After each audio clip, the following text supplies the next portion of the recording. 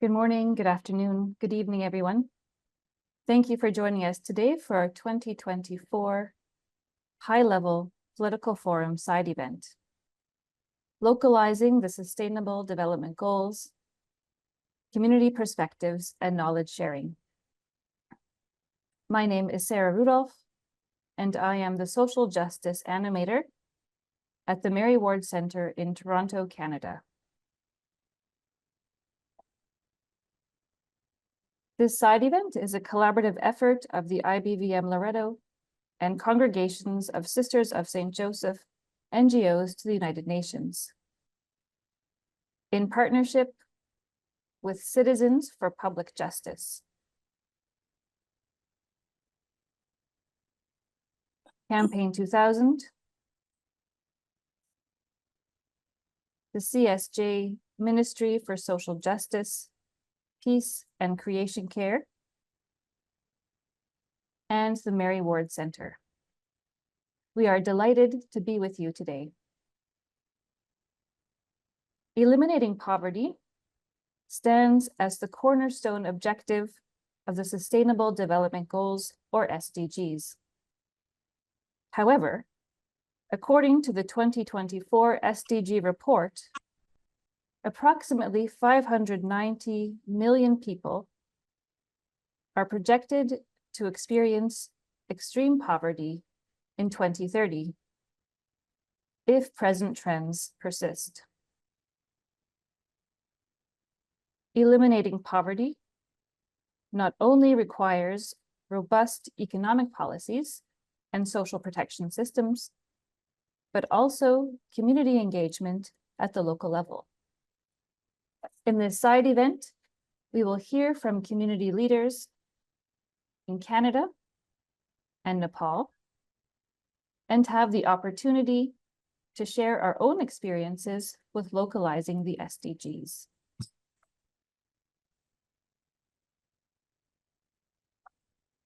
I would now like to go over just a few housekeeping notes. We ask that you keep yourself muted throughout the event. Please feel free to use the chat function to ask questions. We have live captioning and American Sign Language interpretation available. To enable the captioning, please click on the Show Captions button on the toolbar at the bottom of your Zoom screen. Our sign language interpreters will be visible on your screen. We recognize that many people engaging in this webinar will have experienced or are still experiencing the challenges, frustrations, and trauma of poverty and injustice in their day-to-day lives. This can be heavy work. We invite you to participate in whatever way honors your capacity and your limits for self-care. All participation is by invitation only and is not an obligation. If you would like to turn off your camera or need to step away or take breaks, please do so. We hope that this time will honor people's lived experiences and the real challenges we face, while also sparking connection and joy as we share our stories, resources, questions, and strengths. We hope you will come away from this event with new connections, resources, and perspectives to further your work to build a more just and sustainable world in your own local communities. Now, it is our custom to begin events by acknowledging the land upon which we are gathering. So let us take a moment now to acknowledge and honor the power of the sun, wind, and the rain that nurtures life on earth, the spirit of the fields, the forests and mountains, and oceans and rivers, and all that lives within. The wisdom of our ancestors, the indigenous peoples, and the original inhabitants of the land we are on. And in particular, we wish to acknowledge the land upon which the United Nations headquarters stands. Politically designated as New York City, the homeland of the Lenape, who were violently displaced as a result of European settler colonialism over the course of 400 years.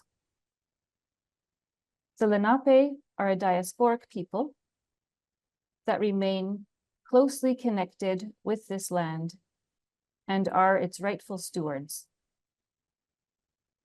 We also recognize that New York City has one of the largest urban Native American Indigenous populations in the United States. Let us affirm our desire for right relations with all Indigenous peoples built on respect and reciprocity. Let us commit to redress the harms of colonization. I will now pass the floor to our moderator for today's event, Natalie Appleyard, who is the Socioeconomic Policy Analyst for Citizens for Public Justice. So over to you, Natalie. Thank you, Sarah, and hello to everyone. It's my honor to be with you today, and we are going to start also with a land acknowledgement for Ottawa, which is where I am based, and we have an elder with us, Grandmother Irene, who I will be introducing shortly. And as many of you will know, Ottawa is the political capital of what is colonially known as Canada. And so we are also adding an Ottawa land acknowledgement today. So we pay respect to the Algonquin people, who are the traditional guardians of this land. We acknowledge their long-standing relationship with this territory, which remains unceded. We pay respect to all Indigenous people in this region from all nations across Canada who call Ottawa home. We acknowledge the traditional knowledge keepers, both young and old. And we honor their courageous leaders, past, present, and future. You'll see a link in the chat where you can locate yourself on a map and find out the names of the Indigenous peoples and the traditional territories, and in some cases treaties that are present in the lands where you find yourself. And if you'd like to use the chat, or we also have a Jamboard that we will be using later on, and that's also a place that you can introduce yourself. So I'll put that in the chat as well. But before I go any further, I would like to thank Grandmother Irene Compton, who will be with us today with a gesture of giving. And so we have a tobacco tie. And so Grandmother Irene, I'd like to offer you this gift of tobacco with thanks for being with us today. So I'd like to welcome Grandmother Irene Compton. She is a First Nations elder. She is Saulteaux from the Kisi Kus Band in Saskatchewan. Irene Compton is co-founder of Minwashin Lodge in Ottawa and is celebrating 30 years of work there. She is an intergenerational survivor of the residential school system in Canada. Her work at the lodge supports women survivors of lethal violence, assisting them with safety plans, stabilization, healing, and employment and education achievement. Irene is the keeper of the stories at Minwashin's Sacred Lodge, which connects Indigenous women to their culture, identity, and pride. She will be opening our gathering with a song to invite the ancestors in and create a safe space. Welcome, Grandmother Irene. Oh, Chimigwech, Anine, good morning. What a beautiful two land acknowledgements. I really reflected on both of them. So we always start our gatherings with a ritual called smudging. And why we smudge is because we have to cleanse ourselves before we invite those ancestors in. And how we do that is with this beautiful smudge that I'm going to light. And this is something that is really important because once we light those medicines, those ancestors are just waiting at that doorway to come in, that eastern doorway. So I've got my smudge bowl here and I just lit the smudge. And as you can see, this beautiful flame. So we're going to cleanse our minds so that we'll have clarity and understanding. We're going to cleanse our ears so that we will listen with intent. And we're going to cleanse our eyes so that we can see a good future, especially for all the justice and protection of the vulnerable. And we're going to cleanse our mouth so that we be respectful to say good things to one another. And we make that most important connection from our heart to our Creator every day.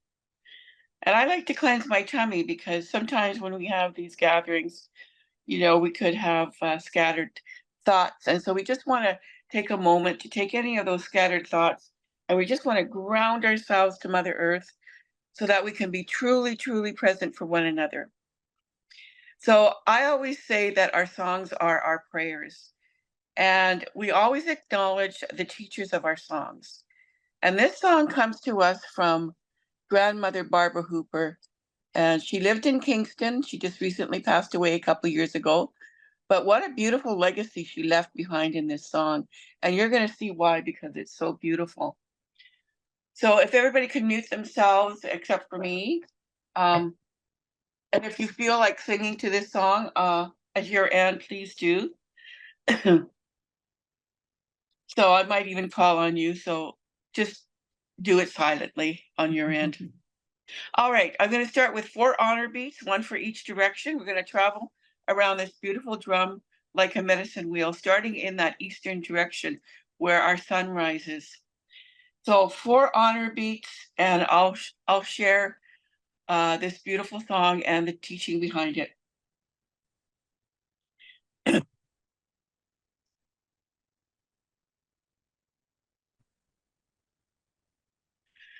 So grandmother Barbara, she said this song came to her in a dream. And how she shared her dream is she said she traveled back, way back into the 1800s. And she said she joined the women and children that were picking the medicines in the meadow. And it was a beautiful day and the sun was shining and all the people were singing, the women and children. Hey, hey, hey, hey, hey, hey, hey, hey, hey, hey, hey,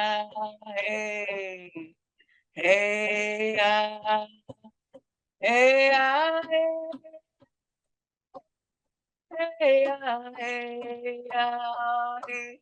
hey, hey, hey. And then all of a sudden, the soldiers are coming over the hill, and the warriors, they have to warn the women and children.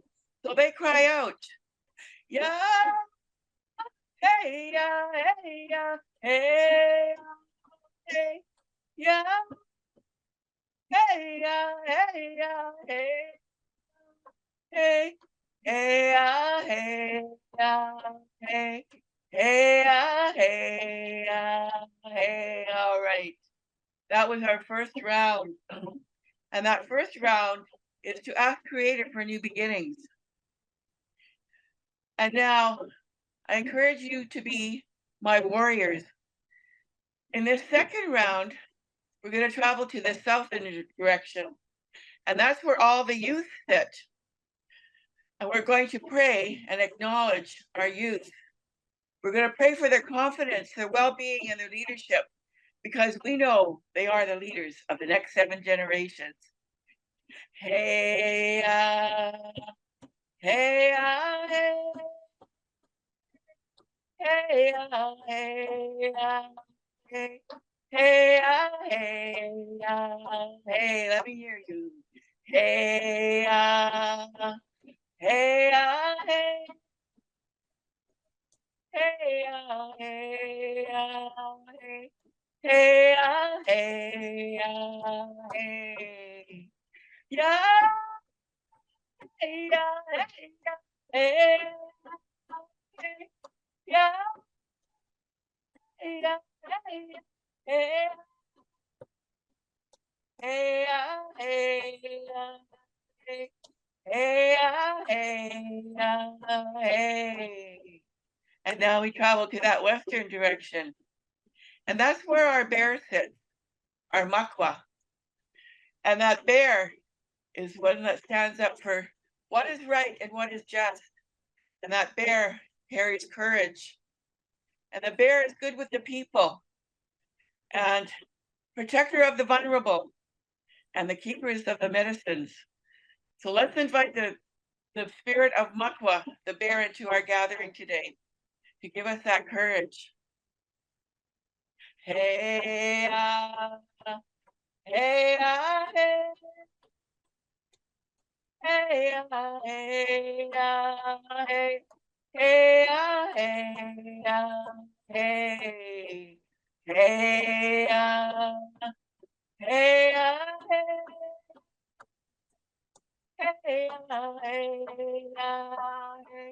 hey, hey, hey, hey, okay.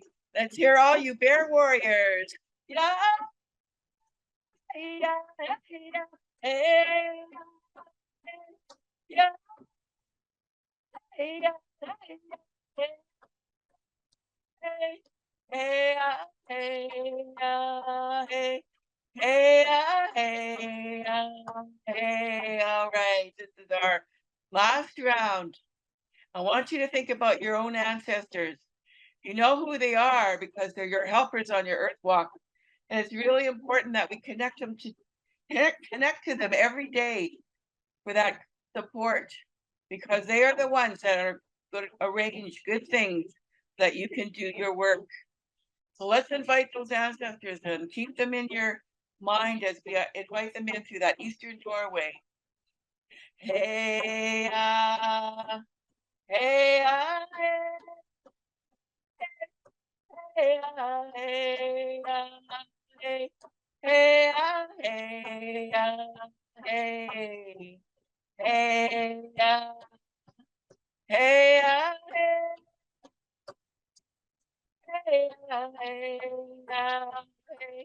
hey, hey,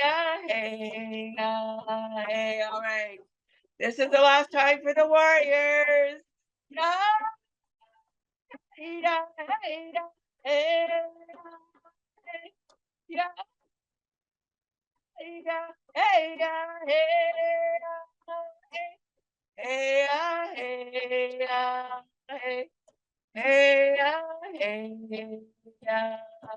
hey, oh, Chickigwitch.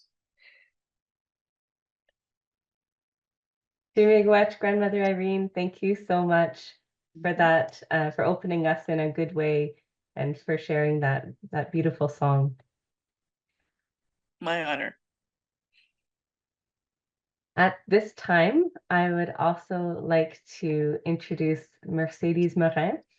Mercedes is the Director of Sustainable Development Goals Unit within Employment Development Social Canada since 2022. She had the fortunate experience to participate in the implementation of the Indigenous Languages Act and different employment and economic programs across the country. Mercedes has a background in urban planning and public administration. She is recognized for her strategic mindset and effective leadership in both public and private sectors. And I can speak from experience that she's a pleasure to work with and make connections among many people and groups. So thank you for being with us this morning, Mercedes, and we'll invite you to share a few opening remarks. Thank you, Natalie. Thank you for the kind words. This is making me blush, and Really, Grandmother Irene, thank you for that powerful and wonderful opening and the words of wisdom that you have shared with us. It is a true pleasure to be here with you today. So as mentioned, I'm Mercedes Morin. I am the director of the Sustainable Development Goals Unit and within the federal government of Canada. And I would certainly like to thank you for speaking to this side event.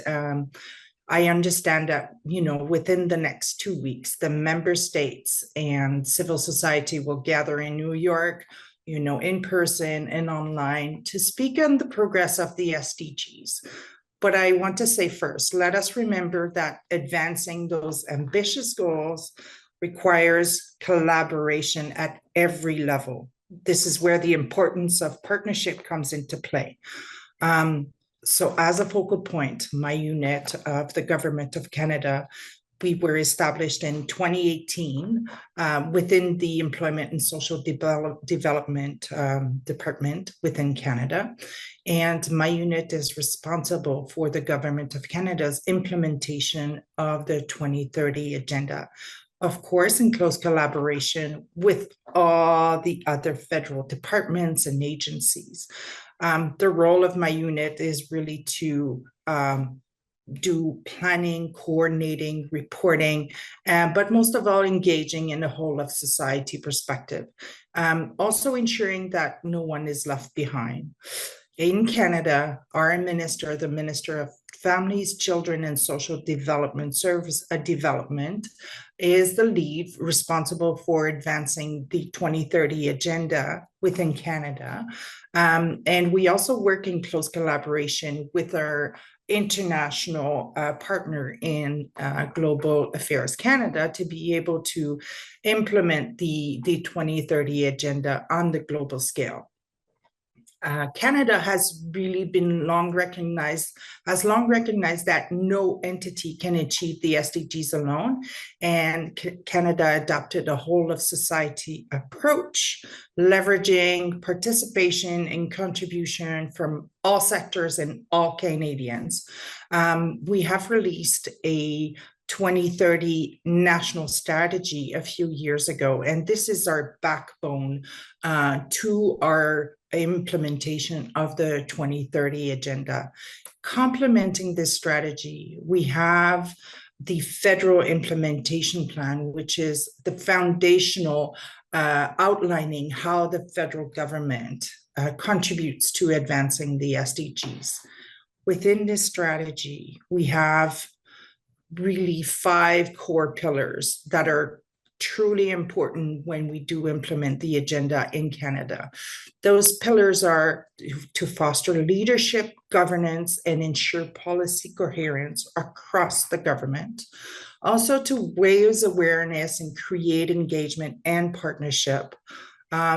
We need to also ensure accountability, transparency, and measurement and reporting on the SDGs, because public needs to know where we stand on the SDGs on a yearly basis. All of this is done in supporting the reconciliation with our Indigenous people across the country. And we also recognize the need to invest in the SDGs. So as part of this commitment to ensure accountability, transparency, and reporting, we're working really closely with our data colleagues within Canada to be able to have a Sustainable Development Goals data hub, and it provides open and accessible platform for tracking our progress that is open and accessible to the public. And this ensures that all stakeholders and partners, including citizens, can stay informed and engaged in our collective journey towards sustainability. Further to this, to create public awareness on the 2030 agenda and invest in the SDGs, in 2018, the Government of Canada launched a SDG funding program.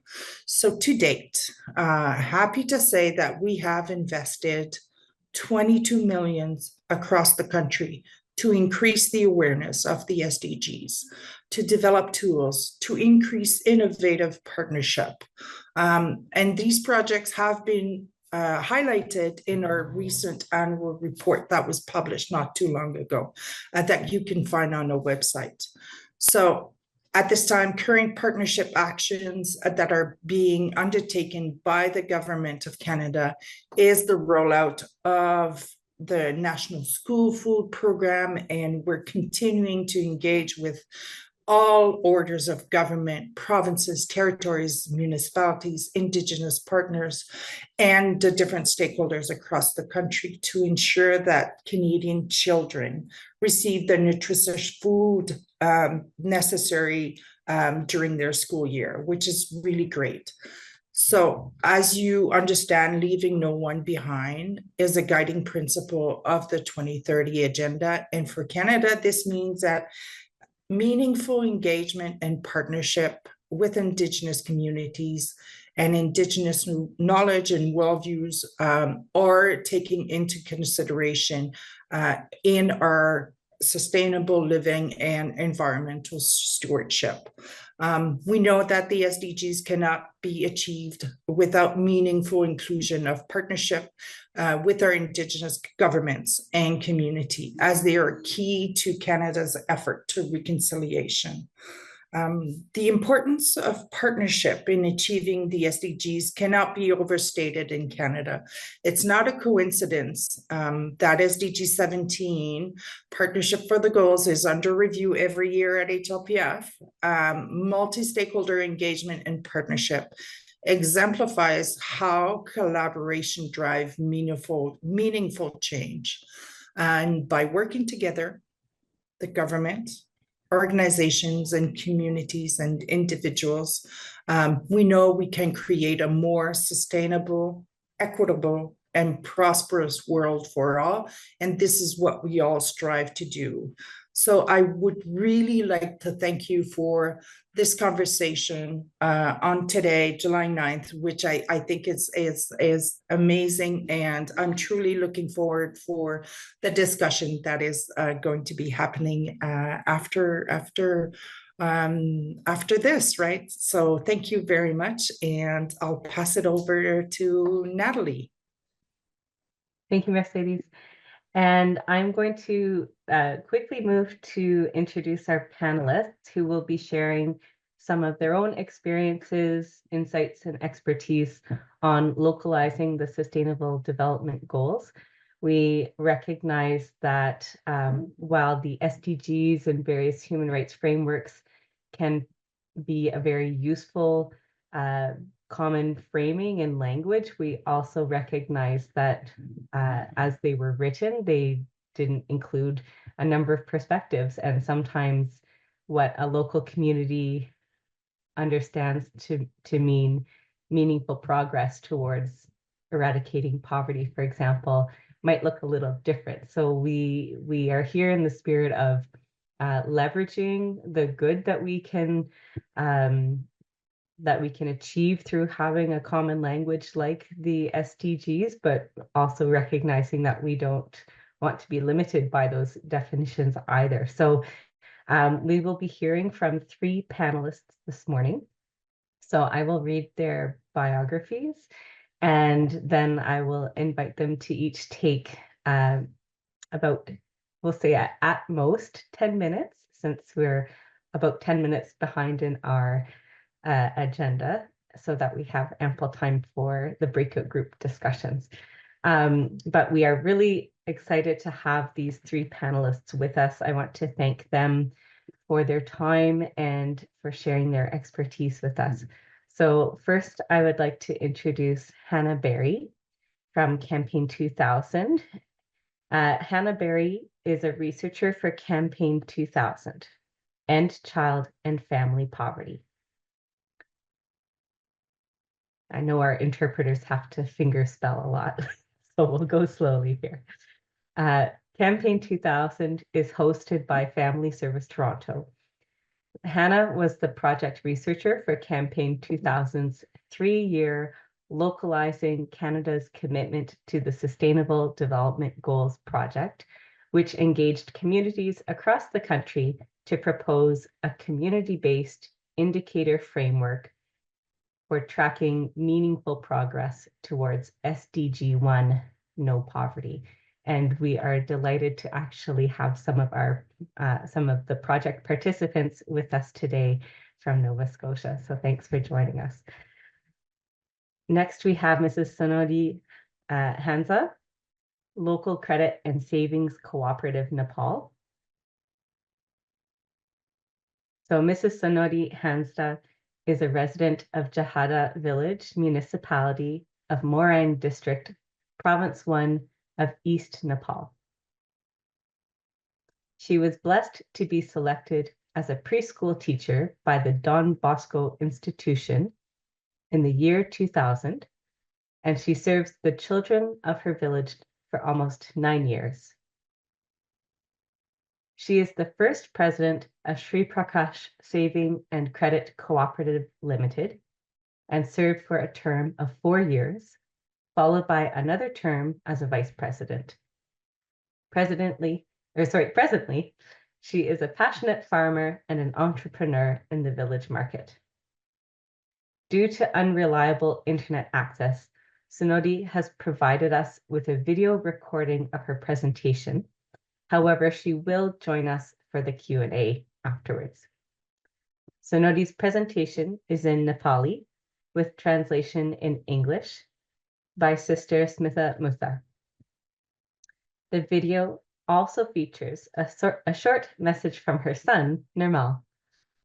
A link to a written transcript of their presentation will be added in the chat. Our third panelist that I am delighted to introduce is Caitlin Herchak, who works on Indigenous governance and decolonial practices with Videa. Caitlin Herchak is of mixed ancestry. She is Inuk from Quebec, Quebec, with ties to Rankin Inlet in Nunavut, and Irish. Kate is Videa's head of decolonial policy, strategy, and kinship. Kate's background is in Indigenous family support work and justice studies from Royal Roads University, where she was awarded the Lieutenant Governor's Medal for Inclusion, Democracy, and Reconciliation. Kate graduated with her Master's of Geography at the University of Victoria in 2023. Now she will be attending McGill University in the Faculty of Law, completing their BCL JD program. In her spare time, she is the co-host and creator of the podcast Spilling Labrador Tea Under Cedar Trees.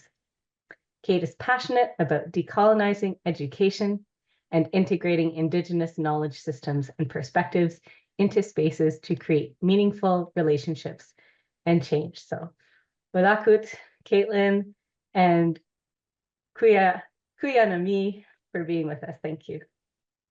So I will invite Hannah, and then we'll have the video from Mrs. Sonodi, and then Caitlin, please. Amazing. Hi, everyone. Thank you so much, Natalie. Thanks to Sarah, Grandmother Irene, and Mercedes as well. I'm very happy to be here today. I'll ask Michelin, would you mind pulling up the slides? Amazing. Thank you so much.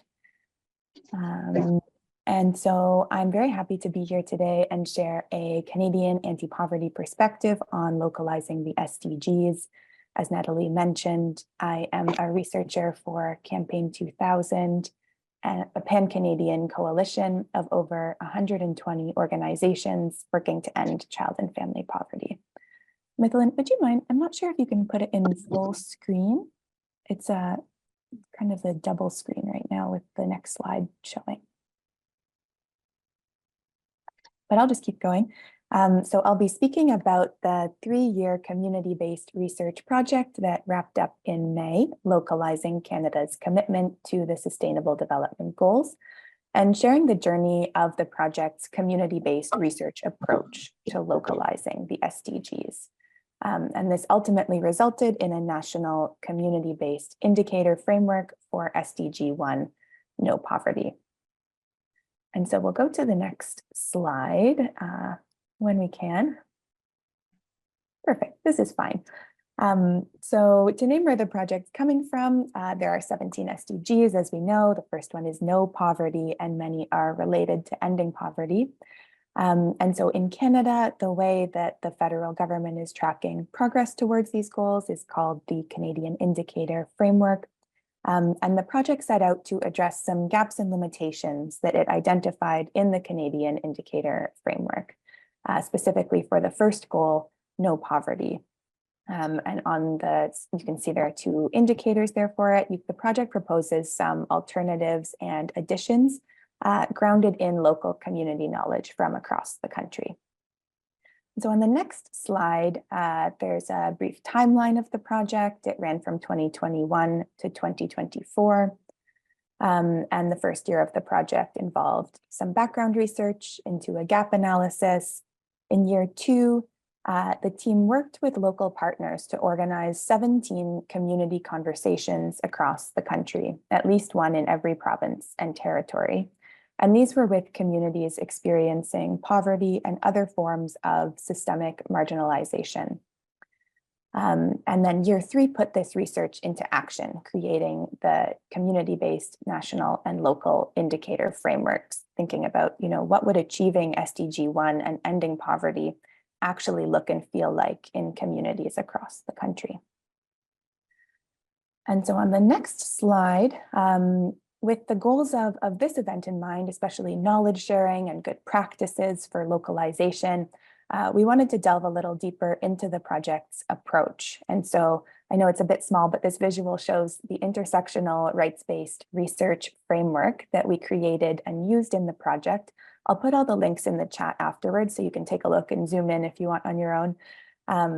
And there are some guiding principles in the middle. These include centering lived expertise, valuing human rights principles, embracing complexity, transformational change, and how they're reflected in the different layers of the project.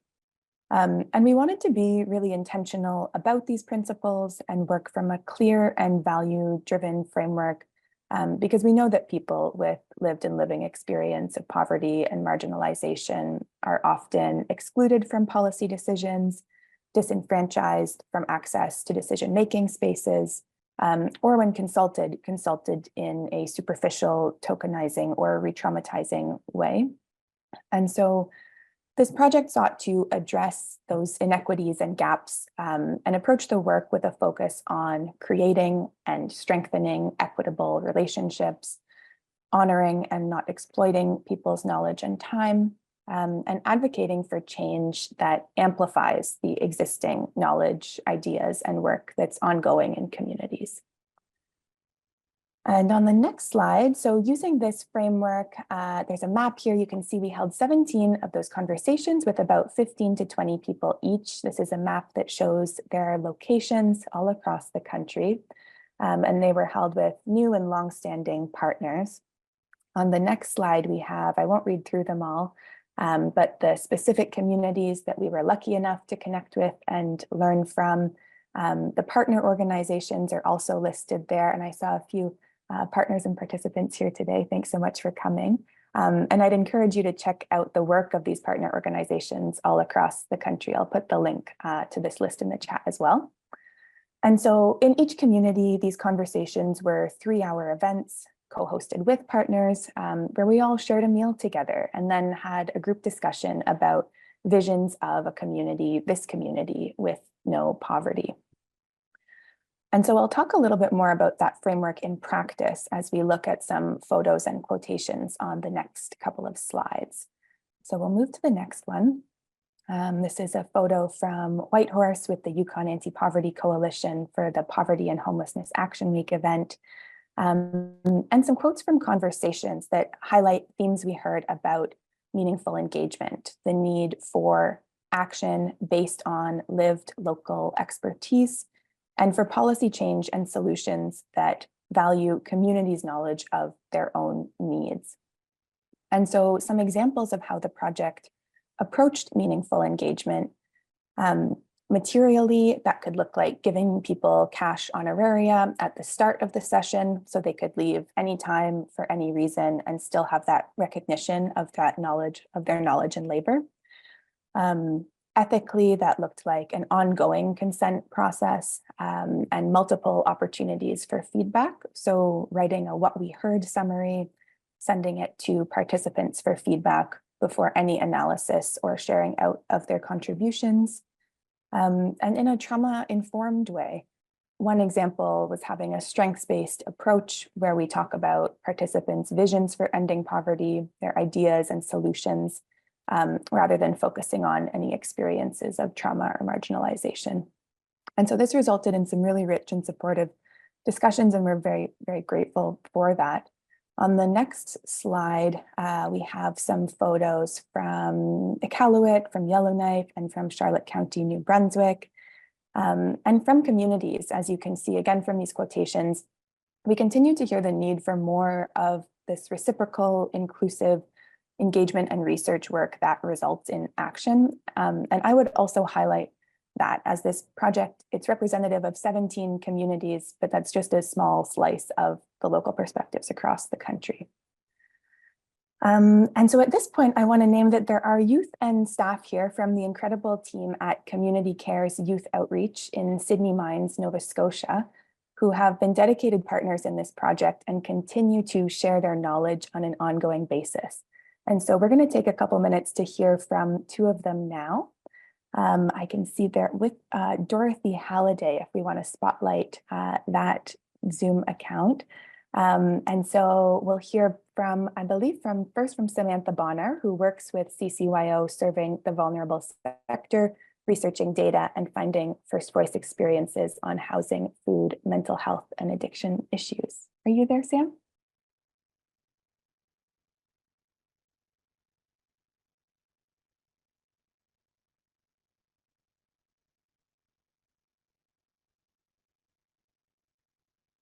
Can you hear me, Dorothy? Would you be able to unmute and have Sam?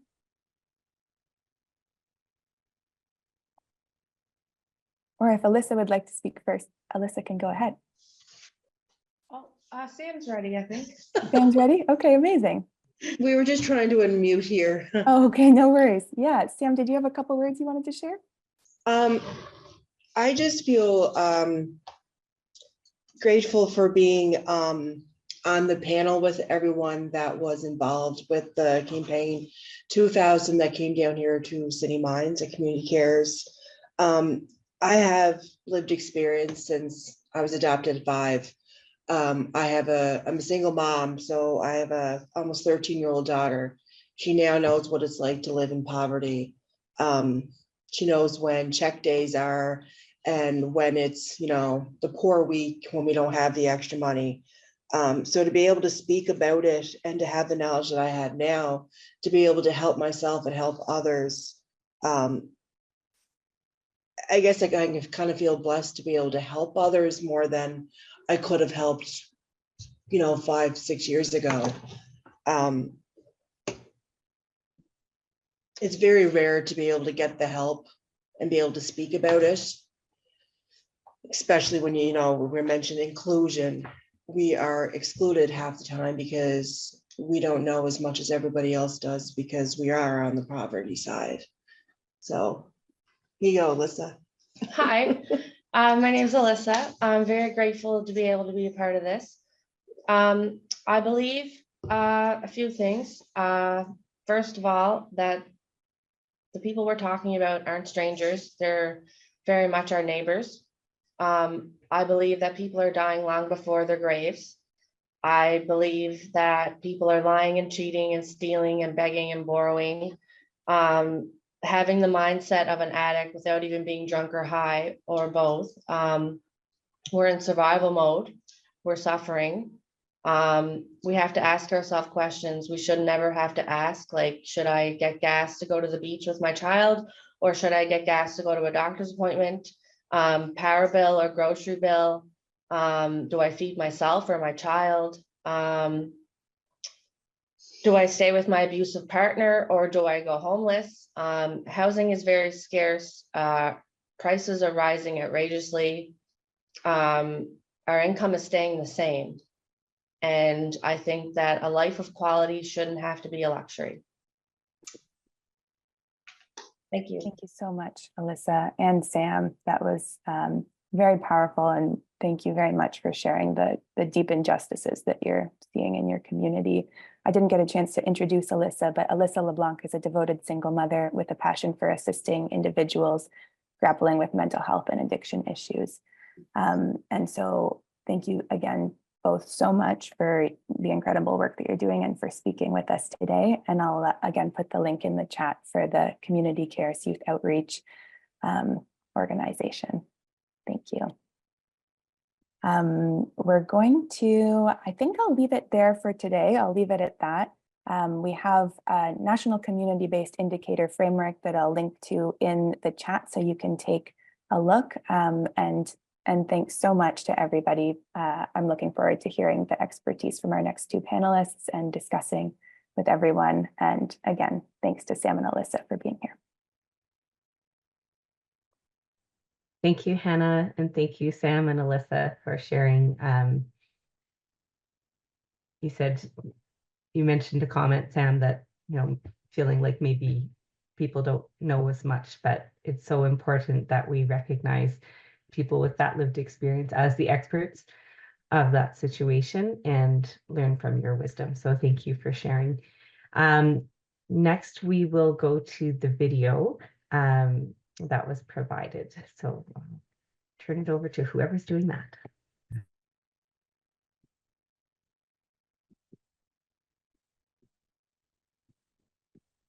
यहाँ उपस्थित सबैलाई नमस्कार।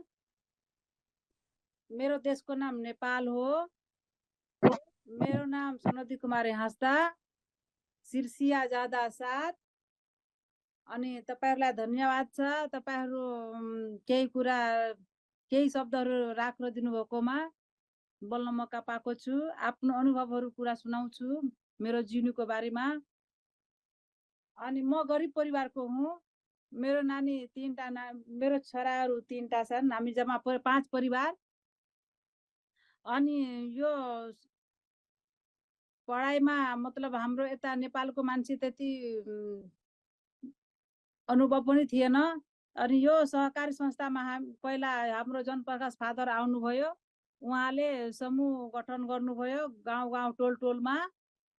अनि टोलमा भएपछि अनि हामीलाई पनि बाल मन्दिर बाल मन्दिरको तालिम दिनुभयो। बाल मन्दिरको तालिम दिएपछि मैले पनि बच्चाहरूलाई पढाएँ। अनि म आफ्नो नानीलाई पनि पढाइमा एकदम ध्यान दिएर पढाएँ। अनि समूहमा पनि हामीले समूह सञ्चालन गर्दा जनप्रसाद फादर हुँदाखेरि 28 वटा समूह थियो गाउँमा। अनि 28 वटा समूह मध्येमा अब कुनैले 5 रुपैयाँ बचत गर्नुहुन्थ्यो, कुनैले 25 रुपैयाँ, कुनैले 15 रुपैयाँ गर्नुहुन्थ्यो। अनि बचत भनेपछि पनि हामीलाई केही थाहा थिएन। जनप्रकाश फादरले नै सिकाइदिनु भयो। अनि शिक्षामा एकदमै अगाडि हुनुपर्छ भनेर जनचेतना तालिमहरु समयमा दिनुभयो। अनि त्यसै गरी हामी पनि अब बाल मन्दिर चलाएपछि अब पढाइ एकदमै महत्त्व कुरा भनेर सोचिसके। त्यसपछि म पनि आफ्नो नानीहरूलाई अब सरकारी स्कुलमा नपढाइकन म आफ्नो बच्चाहरूलाई बोर्डिङमै पढाएँ। मेहनत गरेर घरको पनि काम गर्थे, बाल मन्दिरहरु पनि काम गर्थे। अनि बेलामा सिस्टरले तालिममा पनि पठाउनुहुन्थ्यो। अनि तालिममा धेरै ठाउँमा मलाई सिस्टरले लानुभयो। पटनासम्म, कलकत्तासम्म मैले गएँ। सिस्टरको योगदान धेरै थियो यो मेरो नानीहरूलाई पढाउनको लागि। अनि त्यहाँ ठाउँमा पुगेपछि अब पढाइको महत्त्व कस्तो हुन्छ भनेर धेरै कुरा बुझेँ मैले। यदि जो सिस्टर नभएको भए मलाई यति जानकारी पनि हुँदैन थियो कि बच्चालाई पनि त्यति म पढाउन सक्दैन थिएँ। म गरिब भए पनि बच्चाहरूलाई बोर्डिङमै पढाएँ। सबै नानीलाई मेरो 3टा छोरा छ, समान्तर रूपले मैले पढाइराखेको छु।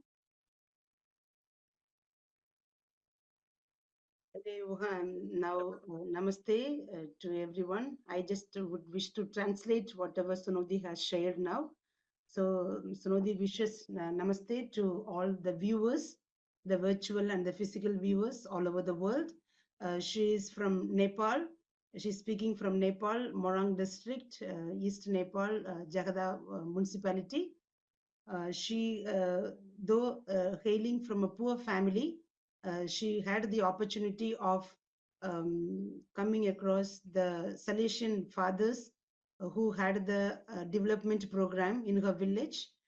There was the preschool and the women's saving groups and men's saving groups. So in which she was also a teacher in the preschool, where the students between 3 years to 5 years were coming to the center.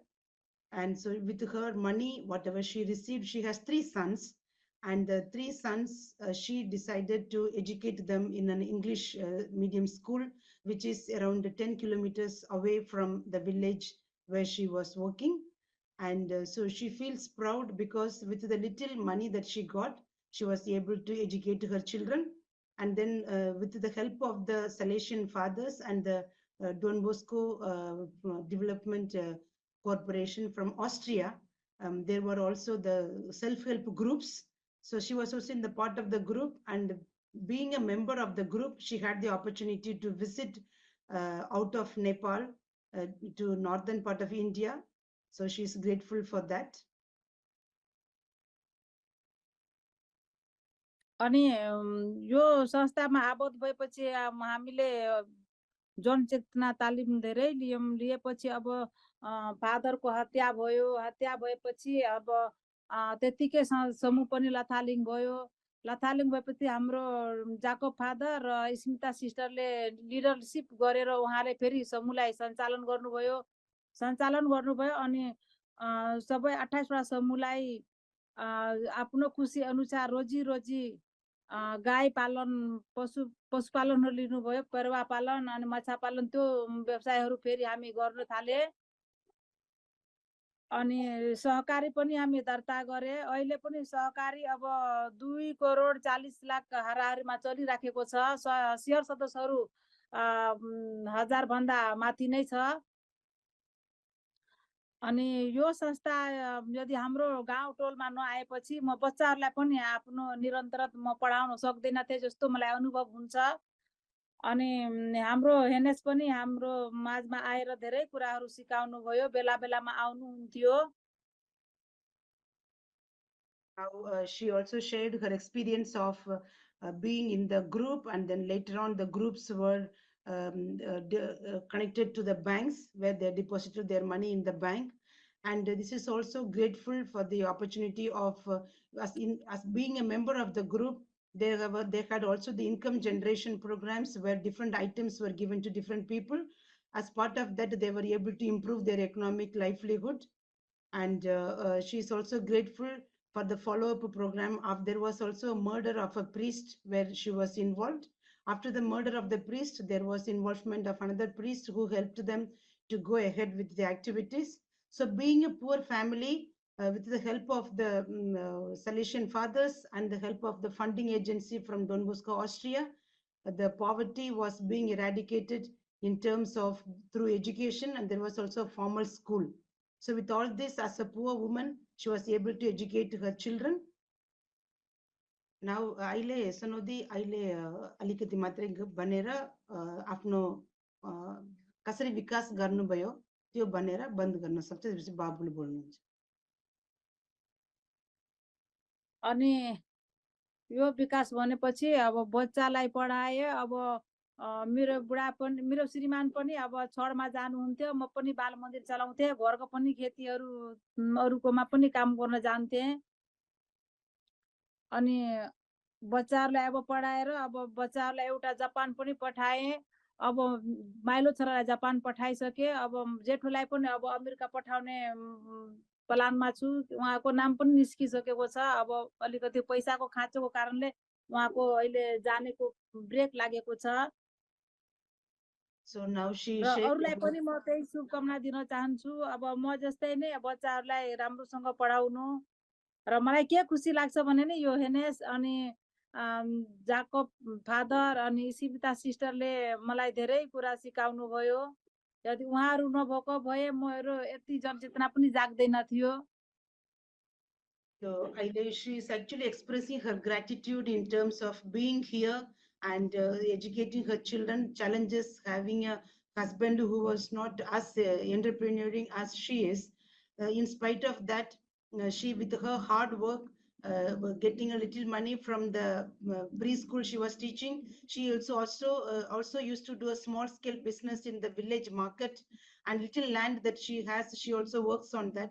So with the profit from there, she was able to educate her children, and the children did study well. So now the elder son wanted to go abroad. That time she was not confident to send her son. Now her middle son has already gone to Japan. He is studying there. Now the elder son also, who would be talking to us shortly, he also is deciding to pursue his studies in UK. So the having a determined mother is so it's also helpful for her to a blessing for her when she has worked hard. So there is a cooperation from all the corners. So she continues to work hard. Her sons are doing well, and so she is able to educate. So she is ever grateful also to the Don Bosco, Austria, Don Bosco, Austria, the Hannes, Mr. Hannes, who used to come every year. So that is also a kind of inspiration for her. So now she is also confident that my son also will go out and study. So that also has given her confidence. So she's grateful to Salesian Fathers and St. Mary's Sisters for having given this opportunity. And now we will, with thanks Sonodi, and we will listen to her son. अनि हाम्रो संस्था यहाँ done बक्सा फादरहरू खोलिदिनु भएको संस्थाको नाम चाहिँ श्री प्रकाश बचत ततारिन सहकारी संस्था हो। यो संस्थामा जोइन्ट आबद्ध भएपछि मैले त्यो आबद्ध भएपछि अध्यक्ष पनि म सुरुको मै थिएँ। अब त्यो पनि सिस्टर स्मिताले डोर्याउनु भयो, ठाउँ ठाउँमा लानुभयो। यो संस्थाद्वारा मैले नसोचेको ठाउँ पनि पुगिसके। पटनाहरू पुगे, कलकत्ता पुगे, काठमाडौँ पुगे। So she also now shares about the cooperative. The groups were converted into cooperative, and she is the first president of this cooperative. The cooperative got the name of the priest who was murdered here. His name is Father John Prakash.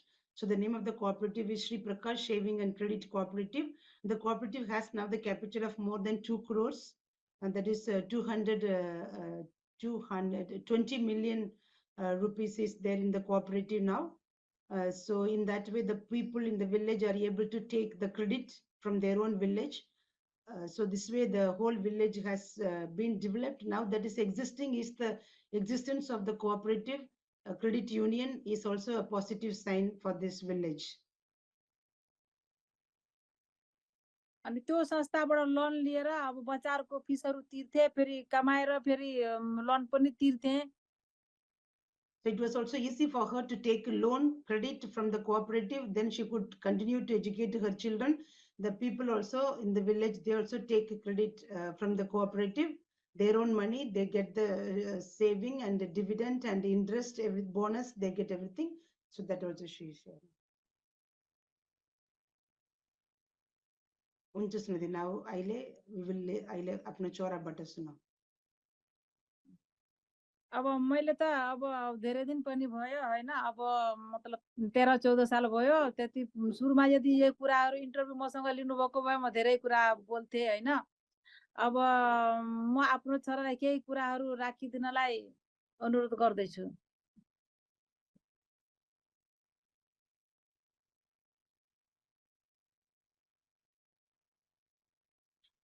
Hello, my name is Nirmal Murmu. I am the elder son of Sonodi Kumar Yonsta. I hold a bachelor degree in botany from the Mahindra Moran Adarsh Multiple Campus, Nepal. My family's unwavering support, especially from my mom, has been crucial.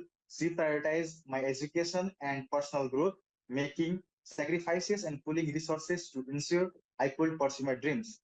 She has always been my role model. Watching her navigate life obstacles with grace and strength has motivated me to strive for excellence and to overcome my own challenges with confidence and determination.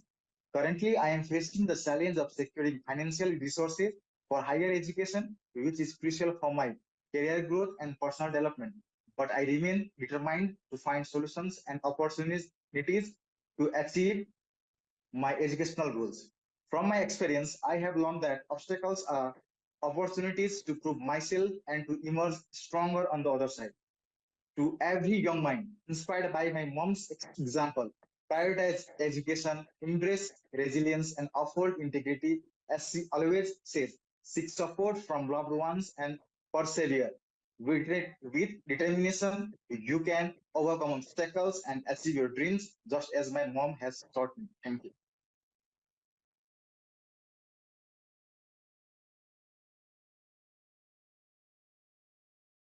Thank you for sharing that video. It's lovely to hear both from mother and son. And thank you for the interpretation as well. I'm going to invite now Kate Hertak to share with us a little bit about her work. Thank you. Good morning, everybody. Thank you for inviting me and having me. Excuse me, I have a little bit of a cold.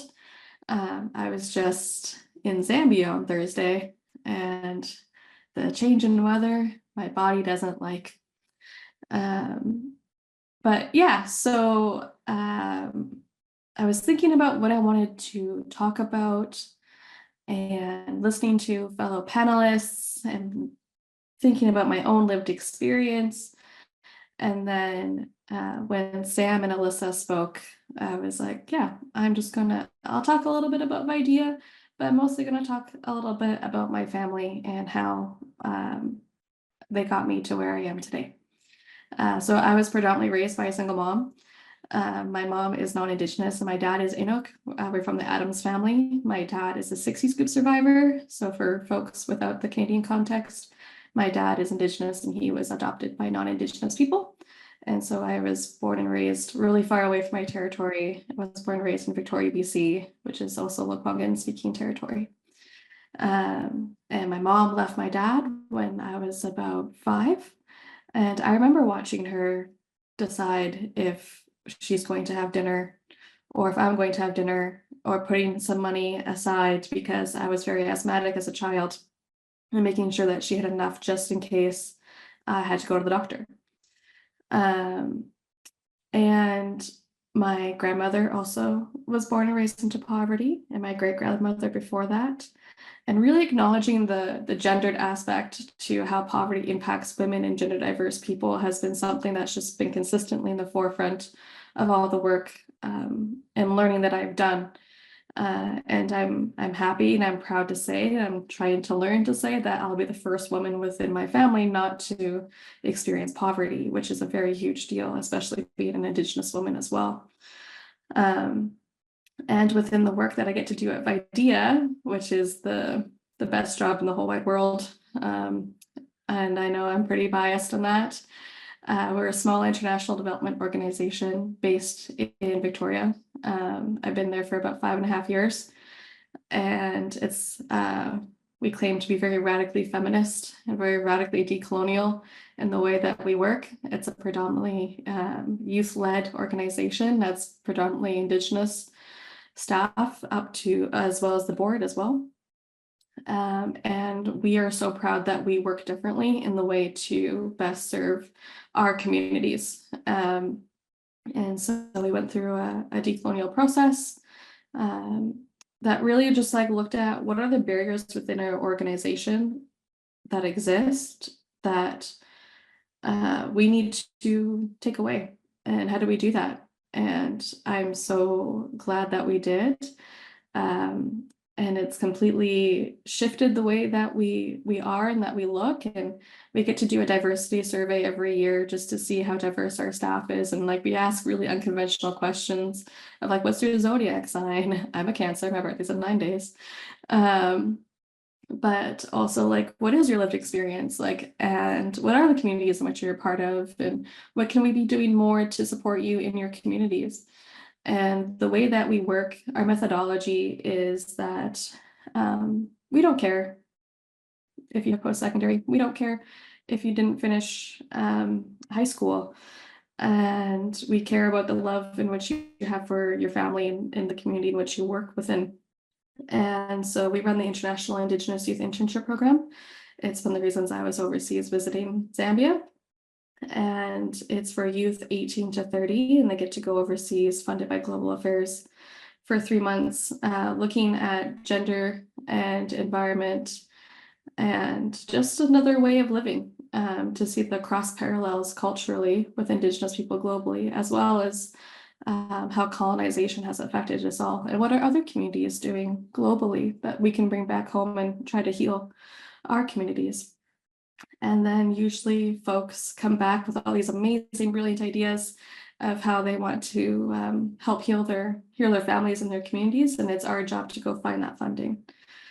So it's one of the ways that we support tackling poverty, and most of our organization is women and gender diverse folks. So that intersectionality is very much a pillar of how we are.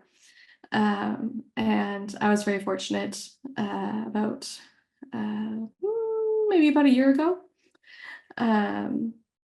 to support 7 Inuit and Indigenous youth across Nunavut, the Northwest Territories, and the Yukon, tackling gender inequality within their communities. And they found the gaps in the policies of different community organizations or local governments, or other private sector areas in which they've operated in, and supported them to write policies to tackle those issues.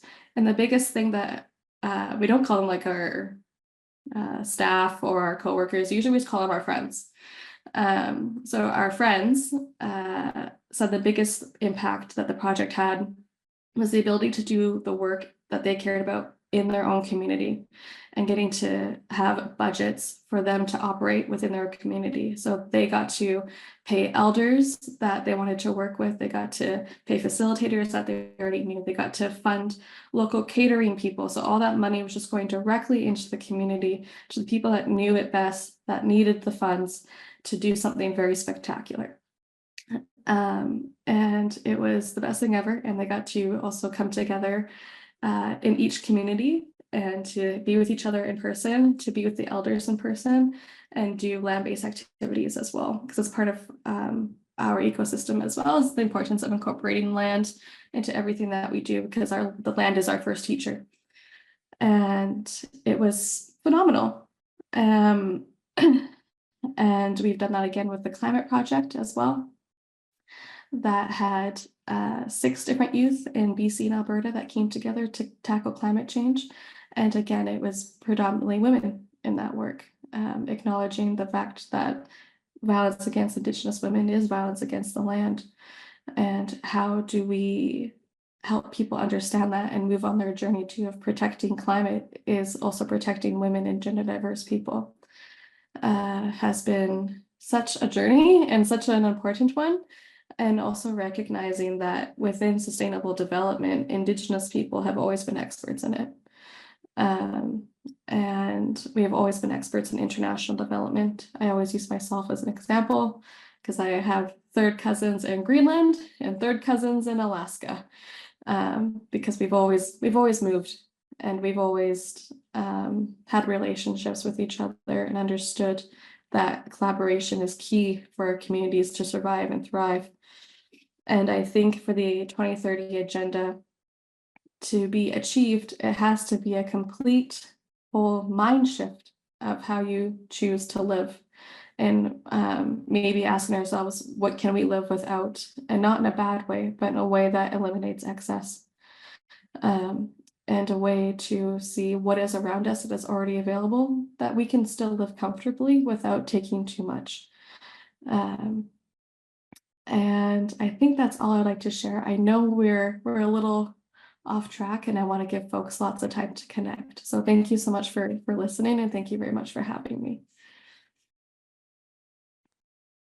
Thank you so much, Kate, and I really appreciate what you're sharing. And what I'm hearing across our 3 panelists is that critical need to first address the underlying inequity and the underlying legacy of colonialism and settler colonialism, and those structural issues which can seem so huge. And there is a role for national level governments, for international governments to engage on that, but to make sure that it's meaningful and to make sure that it's context specific and that it's connected to land, that's where that localization is so important, to make sure that it's actually meeting people where they're at and addressing their strengths and their needs and leveraging that that expertise and wisdom. So thank you so much to all three of our panelists. We really appreciate you taking the time to share. I know how difficult it is to try to distill years of wonderful, fabulous experiences and learning into under 10 minutes. So thank you very much. We do want to provide people with an opportunity to connect with one another.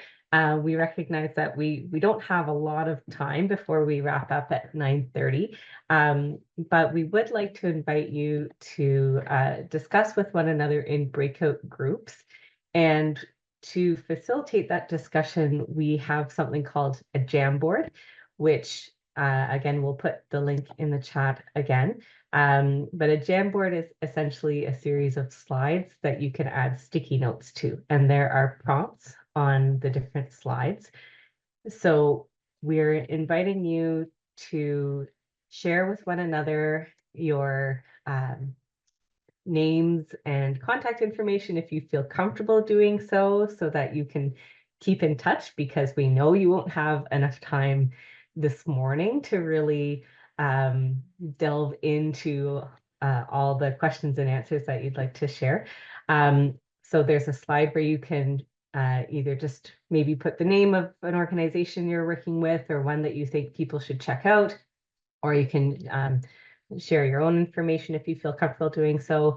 There's a slide that invites you to share about best practices and approaches. So you've heard a little bit about intersectional rights-based approaches, and you've heard about decolonial approaches.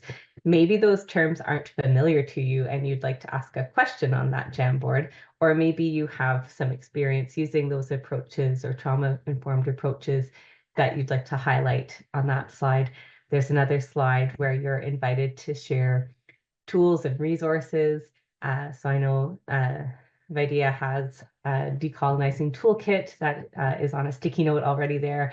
So if you have tools or resources that you would like to share with people or highlight, or if you're looking for something in particular, then you can add those to the slides. And so what we will do is we will assign people randomly to breakout rooms, since that is the quickest way to do it. If you do require ASL interpretation, if you could let us know in the chat, and we will keep you in the main room with interpreters, and can have some others to discuss with you in the main room. So we'll take about, well, we don't have a ton of time, so I think we'll have about 10 minutes. And so we'll just invite you to be mindful of the time, make sure everyone can share. So maybe take some time to put some ideas on the Jamboard. If you're not sure about adding to the Jamboard, but you want to add your ideas in the chat or share them verbally, please feel free to do so. So without further ado, you will have facilitators who can help explain things, but hopefully you have some good conversation that you can continue well past this webinar. Well, thank you, everyone.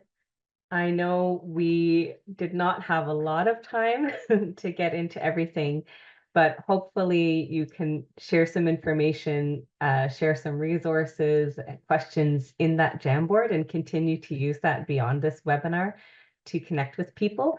And if people, again, would like to share information with one another, share contact information, please feel free to do so if you feel comfortable.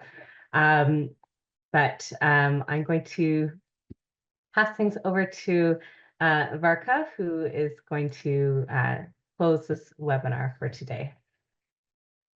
Thank you so much. And I know that we are over time, and I'll be very quick. I just want to thank, on behalf of the organizers, I would like to express our heartfelt gratitude to Grandmother Irene Compton, all the speakers and participants in the event. Your active participation and insightful contributions have made this event meaningful in so many ways. And we had the opportunity to hear and learn from each other's work and efforts to localize the SDGs, specifically the SDG 1 that is related to eliminating poverty in our communities. Eliminating poverty, especially in the context of the dominant neoliberal and settler colonial political and social orders, seems an impossible task.